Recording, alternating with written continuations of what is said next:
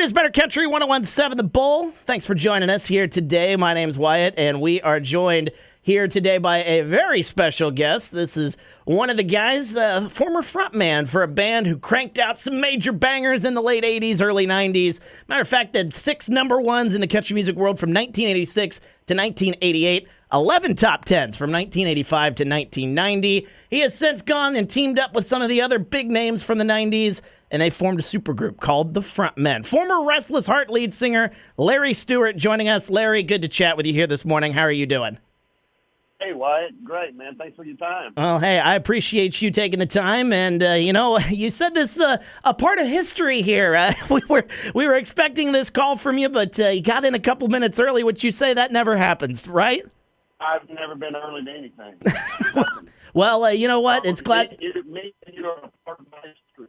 Well, hey, we appreciate being a part of history here this morning. So let's get into some things here, Larry. I appreciate you taking some time. As I mentioned in the intro, you were the head man for Restless Heart. You had a massive boom in the late 80s, the early stretch. What was that early stretch like for you when you joined the band to about 1990, 1991, when you guys were just cranking out hit after hit? Well, it was kind of a whirlwind. Young, had no idea what to expect. You know, we really didn't play the club circuit like a lot of our friends, although guys in the band did. But, man, we recorded, our first Restless Heart album released Let the Heartache Ride in January of 1985, and all of a sudden, boom, we were the opening act of the 80s. We started touring with Alabama, with Reba, with Hank Jr. So we were just kind of thrust into it. We were doing, 100-plus shows a year and trying to get songs on the radio, and we had no idea what we were doing. We were just, we were just flying by the, by our backside. And you guys at radio just started playing our music, and we started having some hits. And as you said, we at one point got that first number one and had 6 in a row. And again, we were able to play in front of a lot of people because so many great artists then were asking us to open for them. And, it was, we just didn't really know how to handle it. And a lot of people in the industry, like on Music Row, wasn't sure about Restless Heart because it was very, traditional country then. Ricky Skaggs and Judge, Randy Travis, and all that stuff. And so they didn't know what to think about us. We had those mullets, it just really wasn't what was happening. But you guys at radio, played us like crazy. All of a sudden, it was just a great support system there. We made a lot of friends out in radio, and off we were running. Well, hey, and we liked what we heard. You guys kept cranking out banger after banger, so we certainly like what you saw. You kind of touched on it there a little bit, but I've seen some things that you guys definitely had the doubts when you guys were coming in, and you kind of touched on that a little bit, but what was kind of creating those doubts then while you guys were getting started out? Just, a lot of critics didn't like us because we were a little too slick, a little too... 5-part harmony, with like I'll Still Be Loving You, and why does it have to be wrong or right? They were just contemporary compared to what was happening at radio at the time. But, you guys at radio and other artists really kind of dug what we were doing. It's different. We just kind of brought a different flair to country radio. Not that we were trying to change anything. That was what was, to me, beautiful about the 80s. And even some of the 90s music is that it ran the gamut, man. You could hear, Exile or Restless Heart, and then, Vince Gill, and then you could go, hear Ricky Skaggs and the Judge. So there was all kinds of different styles of music coming across the country music airways, but it was just a bunch of great songs.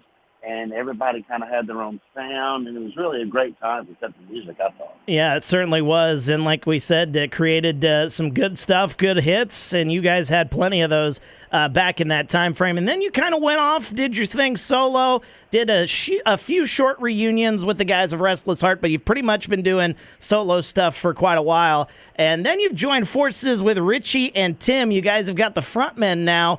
I'm kind of curious, in your mind, since you've done both for quite a little bit of time, which is easier as an artist, doing things solo or doing things as a group?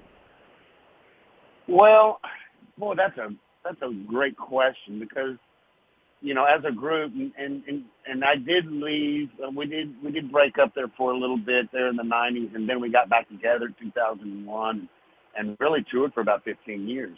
But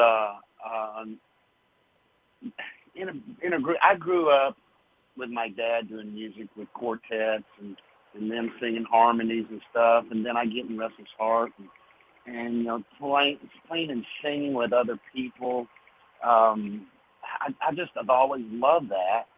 And now here I am with the Frontmen singing with Richie McDonald, Lone Star, and Much Love from Little Texas. And we're kind of almost doing the same thing. I got to tell you, it just must be in my makeup because I just really love the group vibe, just because it's just what I grew up with, and that's what I listened to as a young man, too, on the radio. I always loved bands during the 70s and 80s, and just, got to do that professionally, and I just got to say that's still my favorite. We're talking to Larry Stewart. He's the former head man of Restless Heart, now with the Frontmen. They're going to be at Midwest Old Threshers reunion coming up here next week. So, Larry, I'm kind of curious. We'll get back to more about the Frontmen here in just a bit, but I was looking into your history a little bit. Before you even went into the music world, you used to play baseball. How good were you? I mean, you got a scholarship for Belmont University. What made you pick music, though, over the baseball world? Well, Wyatt, I didn't grow up necessarily shooting for the music industry. I mean, I know that sounds horrible, but, I played it with my dad and sang, up until high school. And then, I kind of backed off of it a little bit. They kind of frowned on, like linebackers and, and football players playing gospel piano for his dad. So I didn't tell anybody that I was in music at all. And, then, just peer pressure. And so I got a scholarship to play baseball at junior college up in Kentucky. And I think God knew that I wasn't smart enough to make decisions on my own. So he kind of led me to baseball. And we went to Nashville to play a junior college north of Nashville. And my dad was friends with some people in the industry, and he passed away when I was 18. So those friends, kind of took me under their wing and called the head coach of Belmont University. Say, hey, we know this young man is a baseball player. We've seen him play. And he, da-da-da-da-da, and was wondering if you could go watch him. And lo and behold, he said, well, sure. And he took his assistant head coach and came up to Volunteer State and watched me play them, and I hit 2 home runs in that game. Wow. And I'd never hit 2 home runs in a game in my life. And so I talked to the coaches afterwards, and long story short, they offered me a partial scholarship to come to Belmont University, and that got me to the music business because the very first person that I met, non-baseball, was a guy named Gordon Kennedy, who ended up co-writing Change the World for Eric Clapton. But before that, we wrote together. He introduced me to a bunch of people at Belmont. I then got mono and hepatitis. Struck me down, man. I couldn't even raise my head. So I had to finish college, from my hometown in Kentucky, over the mail. And I just decided, I've been playing baseball since I was 6 years old. I'm ready to do something else. What would that be? Oh, okay. I'll sing. And the rest is history. The rest is history, and it turned into a pretty good career for you. Larry Stewart, former head man of Restless Heart, joining us here on 101.7 The Bull. You've since joined forces with Richie and Tim, like we talked about with the Frontmen. Whose idea was it for you guys to come together and form this supergroup? Was it you? Was it the record label? Was it something you guys maybe talked about years ago, and now here years later you guys are finally putting it together? Well, I couldn't get your wildest dreams, so I'll tell you. I were down in Louisiana fundraiser, and we're sitting at the Marriott lobby bar having coffee. We went and I got this idea, all this is going out. And, some of us are shooting the stage together, and writers are doing the in the round things. And I just had this idea: what if we got three singers from three different bands and went out and did the same thing and called it the Frontmen? And I went, oh my gosh, I want to be part of that.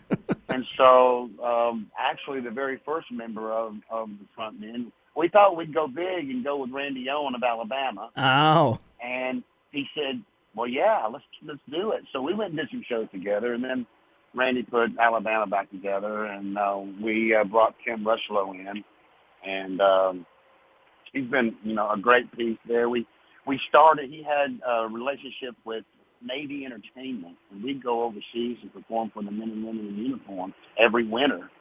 When our bands weren't touring, and it was such a great experience, and we all got along great, and we just continued to do that, and then COVID hit, and we reassessed our careers and our lives, and we thought we'd bring that stateside and put a show together, get a band, put some production together, and lo and behold, we got a record deal from BMG. Can you believe that? And we recorded an album. We've got a new single out called Beatles, and we're trying to ram up the charts, and we're doing like a tour of 75 shows this year, and we're having a great time, man. I mean, who would have ever thought? Well, that tour is going to bring you to Old Threshers in Mount Pleasant. We're excited to have you guys here.